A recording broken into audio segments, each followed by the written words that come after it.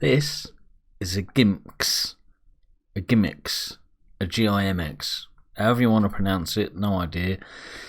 It's a device that enables you to use otherwise unsupported wheels and pedals and devices on whatever platform you want, PC, PS4, Xbox.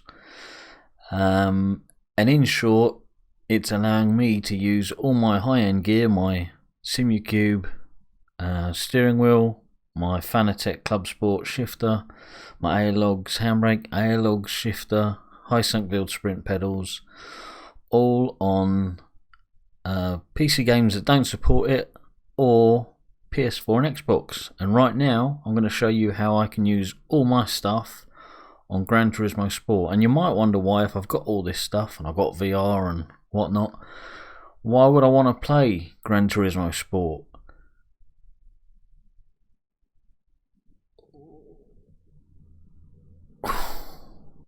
We're not here to discuss the what, whys and wherefores of Gran Turismo Sport.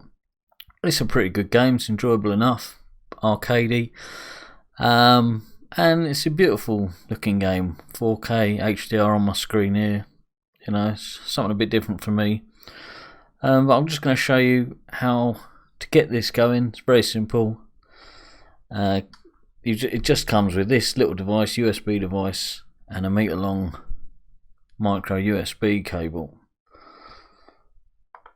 It's €30 plus shipping from France. It was very quick. It arrived in a few days, a lot quicker than I expected it. And it's very simple to set up. And I'll run through basically what you've got to do. The first thing is you go to downloads and just download the latest bit of software. And obviously with the 64-bit Windows 10 here, I just download this one. I'm not going to do it again, but yeah, you just download that and install it. Right, another thing worth mentioning while you're on the GIMX website, go to the wiki and it does explain how to install and use the device. So I'm going to go through it and show you how simple it really is, but you can go through the guide generator here. For example, I'm on Windows, racing wheel, PS4 USB, click go, and it just tells you step by step how to do it. One thing you will need installed, for what I'm doing, using it on the PS4, I'll have to have the Logitech gaming software installed. I just downloaded it and installed it myself, but apparently if I hadn't done so, it'll ask you to install it when you plug in the device. So no worries there, just get that installed because you are emulating a Logitech wheel. And it is a bit odd once you've got it all up and running that the computer thinks my Simucube is a G29. But that's how this works, and it's pretty awesome. Right now then, we need to get this plugged into the back of the PC.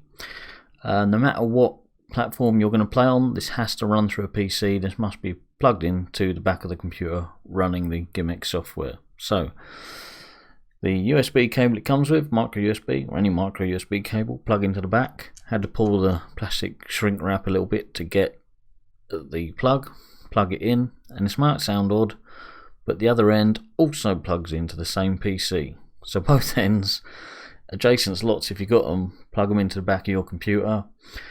Even if you're going to play on console, the reason is you have to do this first to flash the firmware required. I'll run through that in a moment, it's very simple. So right now I'm just going to go and plug this into the back of my computer, come back and run through the next step with you. Okay, so that's all plugged into the back of my computer. When you plug the USB device in, a red LED does come on, so you know, if you haven't got that, maybe you've got a duff one. Right, when you've got the GIMX software downloaded and installed, it gives you these three programs. The first one being GIMX FPS, first person shoot related for mouse and keyboard stuff. We don't need that, so let's just get it out of the way.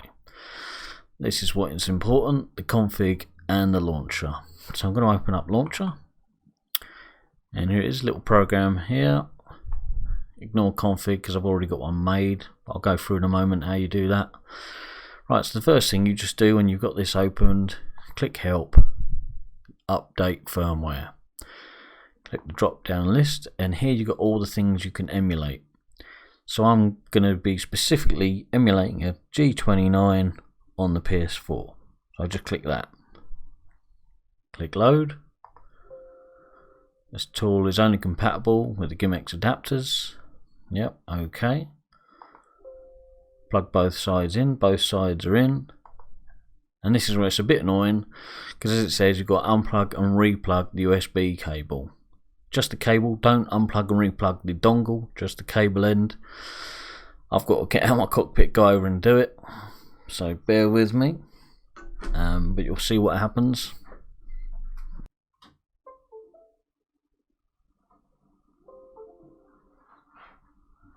Right, so you saw it do its thing on screen there. Firmware loaded successfully. You've only got to do that the one time, unless you're changing what platform you're playing on. Then you've got to, each time you change the firmware, unplug it, plug it back in like I just did. Otherwise you just leave it and it's job done. Just leave it all plugged in and forget about it. Okay, now we've got the right firmware installed and actually also plugged into the PS4. Once you've updated the firmware, leave the dongle plugged into the computer, take the cable out the back of the dongle and connect that to your PS4. I've actually got a longer USB cable running through the wall and a big old HDMI cable coming all the way through to here. So out the back of your Xbox or PS4, just the USB into the micro USB dongle in the PC. So the hardware side of it's all set up. Let's create a config now. It's very simple to do. Open up the config editor here. First thing, type steering wheel. Obviously I'm doing a G29 for PS4. Let's click that. Let's do our axis first, that's quite important. Here I'm using my OMP Tricento wheel with a wireless Asher Racing button plate, which all shows up as a Simucube device. So I'm just going to click, just to recap, I went in, just clicked on type, changed it to G29 PS4, I've gone on to axis, auto detect, turn the wheel, and device is joystick Simucube 0. What do I want to set it as? Wheel. Job done. Don't need to worry about anything else. Click add. That's that done.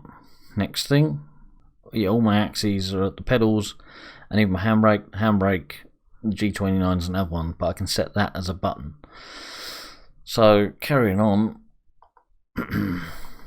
click auto detect, press down the accelerator, and there is Heusinkveld sim pedal. Change that as gas. Add. And now it comes up with pedal calibration. Basically, fully press the pedal, fully release, all the way down, all the way up, press enter, done. Click OK. And you can fiddle with sensitivity and acceleration, and I know some people have tweaked these settings to try and counterbalance the weird non-linear throttle in Gran Turismo Sport. I'm just going to leave it as is. And carrying on, brake, same thing. Change that to brake. Add, fully press. And a bit of a squeak there. I need a bit of lube on there. Done. Okay. And auto detect, clutch. Change that to clutch. Add. Job done. And you can go into overall joystick corrections. Just check they're all the same. I think if any of these aren't the same, you haven't fully depressed or lit up the pedal all the way. But that's all my axes done. Now it's a case of doing buttons however you like. The buttons are very easy and straightforward to do. It helps if you've got an idea of what all the buttons on a G29 would do for whatever sim you're playing. Otherwise it's just a bit of trial and error, or maybe you can find instructions online with what button does what.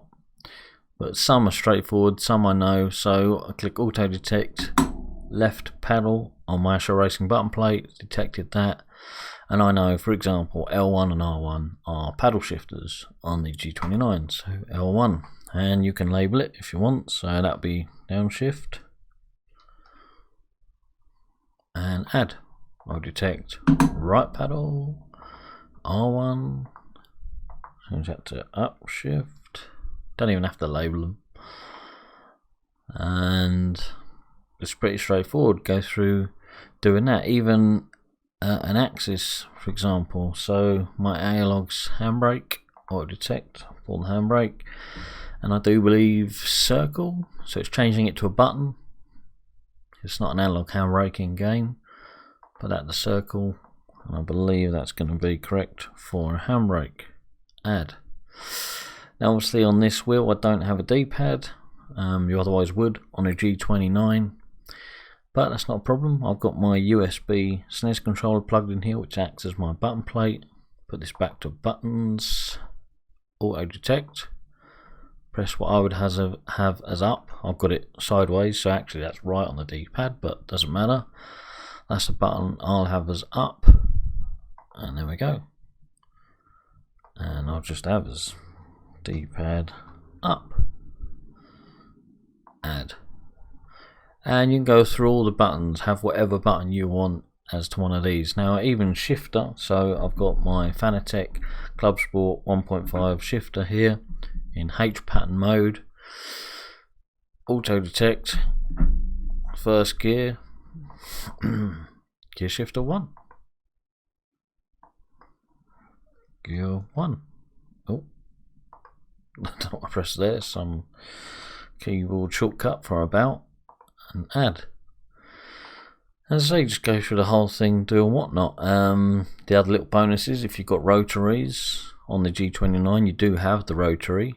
Dial up, dial down, the big red rotary. On the left you've got plus and minus buttons, so you could have that as another rotary on your wheel. So my right rotary I could have as dial up, dial down, my left rotary plus and minus, and you just go through setting the buttons until you've got a complete profile, or as much as you need. And this here is a completed profile I made, config that I made and have been using. Works great. I've got everything I need. I know where everything is. Everything seems to be in the right place. It might take you a bit of trial and error, as I say, and if something isn't where you want it, just stop GIMX running, change it in the config, save it, then just reload the config and restart GIMX. Takes moments, and you just do that until you got it right, how you like it. Yeah, so now let's get it up and running, and I'll show you it in game. So you don't need to really worry about any of this. COM4, if it comes up with an error message, just change the other one. It should be on whatever one is working correctly. Config, this is the one I want. It's my B16M button plate to G29 Gran Turismo Sport. That's just what I named it, so I know what's what. Don't need to press anything else. Now here's the important thing, to do it on PS4. Obviously have your PS4 on and it plugged into the USB device in the back of your computer. Have a DualShock controller on, okay, then you need to turn this off and connect it to your PC and then start this. So I'll show you that process. Another bonus I nearly forgot to mention is that obviously because I'm using Simucube, I can change wheels, and that profile is specifically for this wheel, for these buttons. But you saw how to make a profile, and it's easy just to load up a different profile. Just shift and escape stops GIMX, just change profile, press start again, and you're up and running on a different profile, which could be this one. So you can change rims in seconds. You don't even have to quit game or anything, which is, you know, a pretty awesome bonus.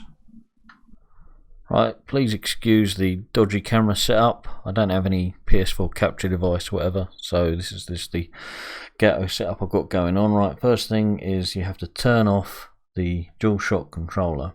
You have to do this before you start the GIMX software, so just hold down the PS button. Obviously you'd go to sound devices, turn off device, DualShock 4, bar goes out. Now connect this via USB to your PC, and you can just leave that's job done. When you turn off the PS4, when you're done playing, next time you want to do it again, just go through that process. Turn the PS4 on with your controller, turn it off before you start the GIMX software. That's very important. So let me just connect this up to my PC. Okay, so back on the desktop, I've got the controller plugged in, as I say, by USB. All I do now is press start, and that's it. You got this little window here, it's come up with that, and as it says, press the key button assigned to PS. I'm not doing that yet, that's whatever button you have assigned as your PS button. So let me just swap over to the screen. Bear with me. PS4. Let's put some volume on the telly.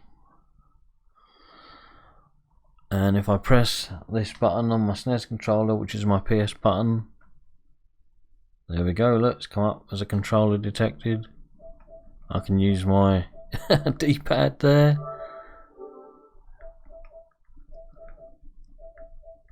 And let's jump in the game. Obviously I've got no motion or symbol or whatnot, but that's not a problem. Gran Turismo Sport. Okay, so here we are at Spa. Apparently it wasn't in the game before, I didn't even know that, but it's been added now, which is pretty cool. So as you can see, my steering's working. Ignore my driving. Flappy paddle gears working. Pedals obviously working. Yeah, I've got force feedback. You know, it might not be the most detailed in the world, but it gets the job done. You can feel the rumbles, which you should do because it's nice basic of force feedback. But you know, it does what it needs to do. You can catch slides with it, and whatever it may lack in detail, you know, certainly beats using a DualShock 4. So what else? Let's just come to a stop for a moment. Cruise down. So yeah, I've got to look back, change view. I can have my left rotary here, as you can see in the bottom right, changing through stuff. My brake bias is all the way to the rear. Yeah, I have an issue for some reason with the right one, even though this right rotary works perfectly on the wheel when in Windows and whatnot. In this game, for some reason, the right one, what's with this shaking at standstill? This right one jumps quite a lot, all over the place. So I can't really assign that. What I probably will do, if I haven't got them set of anything else, have that as up and down. That's reversed for some reason. I don't need that, so I can deassign that and put that as up and down there, and that'll be fine. Got left and right, and that is really all I need. Yeah, it works pretty well, and I could use my H pattern shifter, you know, and I will if I'm in cars that use the H shifter and clutch pedal. I shall do so. But yeah, it's pretty awesome, you know. I mean, yeah, it's a good game sat on your sofa, but it's nice being able to be in more of a realistic position.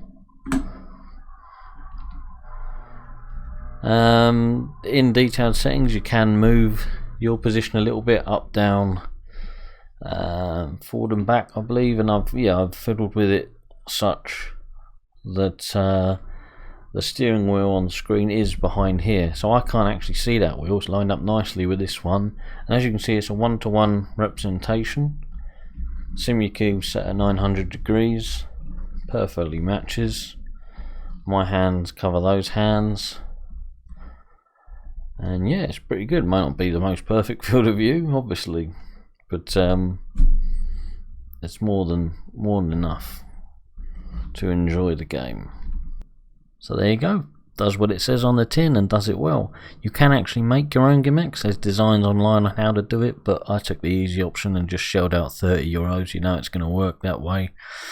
I'm glad I did. You know, it's a fun game, sat on your sofa in the living room, but for a driving game, obviously I want to be in a more suitable position in my cockpit, proper wheel.